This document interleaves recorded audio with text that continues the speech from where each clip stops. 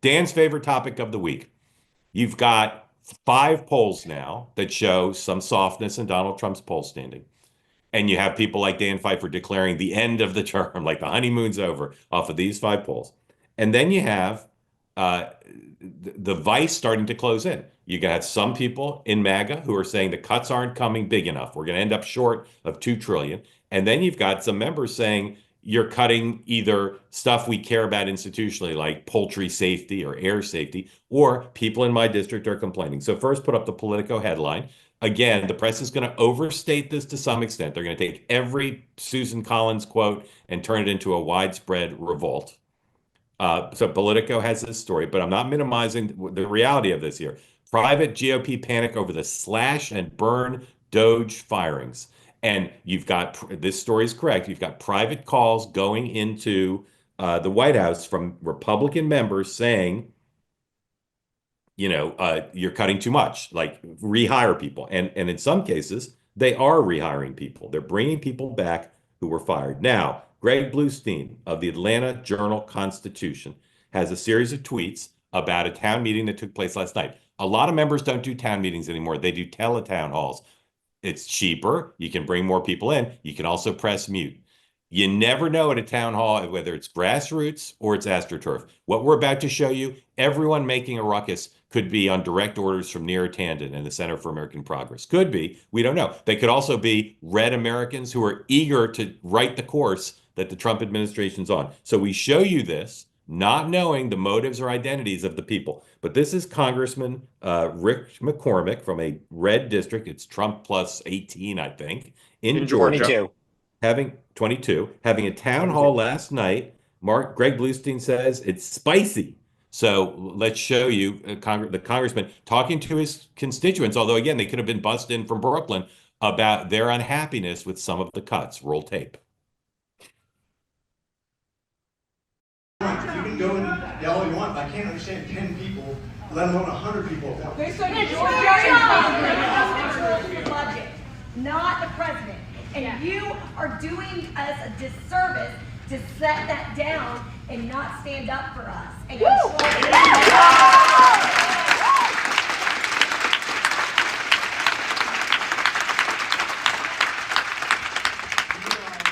of this stuff will be litigated. I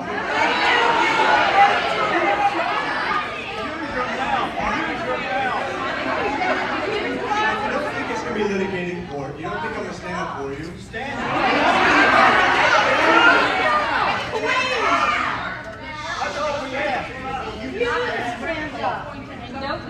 So if we're going to have a town hall, and I'm going to come and stand in front of you and take your questions and try to answer them as honestly as I can, then let's do that, okay?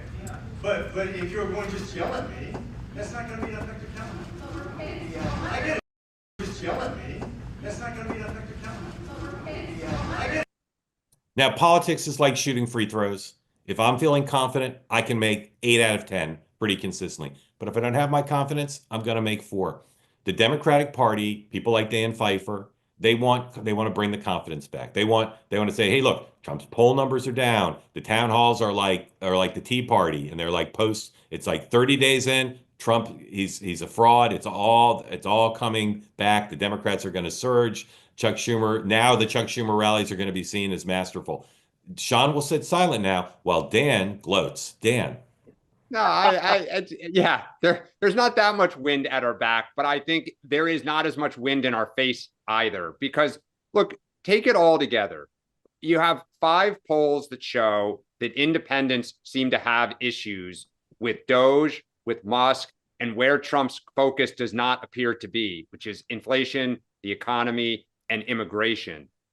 I think what this also tells Democrats is the real world versus X and cable, where it felt like the shock and awe was just overwhelming the circuit board. We didn't know what to say. We didn't know where to say it. And it just, as you said, Mark, Trump's running down the, football field with nobody, even in the picture. And I think this told them, look, the public has concerns. And I think, we were talking a minute ago about Florida, which I agree, it's a red state, but seniors, they're talking about the post office being reformed. I know from lobbying on some post office issues, seniors don't like it when you touch the post office. They still get their mail. They rely on it. Social Security reforms, Medicare reform. Well, but Mark, seniors are the most reliable voters. They tend to show up at town halls, right? If seniors start having some issues, and I think what this will do in the short run is if you're trying to recruit Democrats to run for office, it was pretty hard a couple of weeks ago. If you were a Democrat, you're like, I don't want to touch this, dumpster fire and put my name out to voters. Now candidates may start saying this may not be a bad cycle to run. You may get some House members and senators that say, maybe I will retire at the end of this 2 years. Maybe this is the apex of our power. And if you're trying to recruit Republicans to run, they may start to think twice. So, it's not the beginning of a joyous ride, but I think perhaps Democrats have reached the bottom and they're going to start, getting back into the game here. Sean, I'm John McLaughlin. On a scale of 0 to 10, with 0 being no panic and 10 being abject panic, where is the Republican Party now? 3.5. Okay, that's pretty high. Sean, what do you think? Is this too soon to say a new storyline or what? Oh yeah. I mean, look. First of all, I've been through, and I'm not. I'm not. That town hall was contrived. Look at the people there was a group that came together. It was not that you can just tell by the level of applause that goes up and down the aisle. I mean, I've done enough of these to know that doesn't discount it. Don't get me wrong. They were spotted playing hacky sack right before the town hall. There was a couple. Now, again, that doesn't discount the fact that that actually speaks more to the idea that there are some people on the left organizing. So that's why that matters, right? So for anyone who says, "Oh, I don't," like it can either be completely organic, which has some issues, or it can be completely organized, both of which have strengths and pluses and minuses. That being said, look, I think President Trump recognizes a couple of things. He's not up for re-election, so he's free to do a lot more than somebody who had to face the barrel of getting reelected. Number two is he understands that at least for the next 23 months, he has a complicit Republican Congress that's going to allow him to do certain things, and he needs to get as much done in those 2 years. And that three, no one's ever done this before. And so that if he doesn't accomplish it, no one will. And so for those reasons, as long as the base stays with him, he's going to keep going. But I think the challenge, though, is, Mark, you said Susan Collins. Just in the last 48 hours, you've had Josh Hawley go public, Chuck Grassley go public, Katie Britt go public, Tom Tillis go public. But then but these are not like they go public. But then you're right, and they're not Susan Collins. But then the White House calls them and says, "Get back on the reservation," and they say, "We love DOGE, we love how it's going," and then they quietly try to work it out. Well, but hold on a sec, because you need them very soon for votes. They need everybody. What was the story? Okay. You can't lose anybody. But also remember, they have, I mean, you know this, that they all have constituencies. So they want to be able to say, I told the president, I've said that I didn't like this area. And then they kind of keep voting. So this is what they have to do. They are, many of them, I'm trying to think of when Katie's in cycle, but I think she's soon. But not that she has any problem in Alabama. But part of this is to telegraph to their constituents, I hear you. I'm talking to the president. I'm dialoguing with the DOGE folks. I do have a problem with this niche program in Huntsville, Alabama, that, I'm worried about this and I'm protecting your jobs and the installations. But I think that that's part of what they do.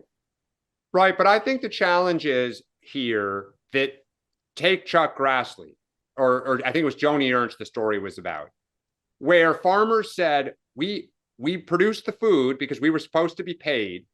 The government is saying, oh, the payments aren't coming. They called Joni Ernst. Joni Ernst was at first said, oh, I didn't hear from the constituent. Then when contacted by the newspaper, she said, oh, actually, I did. I'm fighting. I think the problem is, Sean, to your point, that is how politics works. You fake it and you say, I'm really fighting. And the problem is, look, this is what Democrats said in 2010. It's all AstroTurf. And I'm not saying that maybe this isn't, but it also may be organic, that it's all fun and games till you touch my priorities. And don't forget the tariffs are going to really bother some farmers too. Right. I will say it's easy for Trump and Musk to wander into the Oval Office and do a cute photo op and hold up a chainsaw at CPAC. The hard work of convincing the voters and members that the country's going to want to make these changes, imposing tariffs, cutting programs that people care about, including programs that seniors care about, messing with the post office. They inserted in the Washington Post story after it published, we're not doing an executive order on the post office, nothing to see here. They're touching so many hot buttons. That is a lot of work. That's not just going out to CPAC with the chainsaw. That is hours and hours on the phone, messaging, local ed boards, local TV, right? This is a massive project. And I don't know that they have that. They have some of that. And but this is not a Steve Bannon podcast and a Charlie Kirk tweet. This is a heavier lift that they're going to keep them from being a public revolt, I think. Hey, Robert, in the chat, just so you understand the terms, grassroots is in politics generally assumed to be an organic thing. A bunch of people organizing over a cause and, protesting, petitioning, organizing. AstroTurf is a term that is used when it's fake. So a group goes out and buys people to show up at a town hall or to make a bunch of phone calls. In other words, it's not grass, which is natural. It's AstroTurf because it's fake. So that's when started in the Astrodome, when they had the first indoor stadium with fake grass. Right up until that point, every major league stadium used actual grass.